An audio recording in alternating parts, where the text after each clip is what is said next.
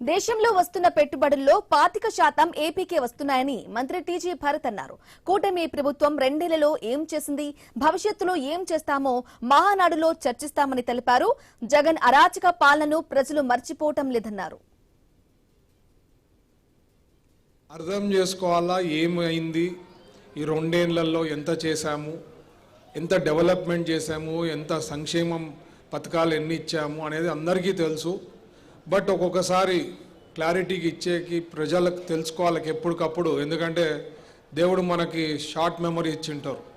మంచి కానీ చెడు కానీ తొందరలో మర్చిపోతుంటాం. సో ఎప్పటికప్పుడు తెలుసుకొని ఏ రకంగా కష్టపడింది గవర్నమెంటు చంద్రబాబు గారి లీడర్షిప్లో అని చెప్పి ఈ రెండు రోజులు కొనసాగుతుంది ప్రోగ్రాము.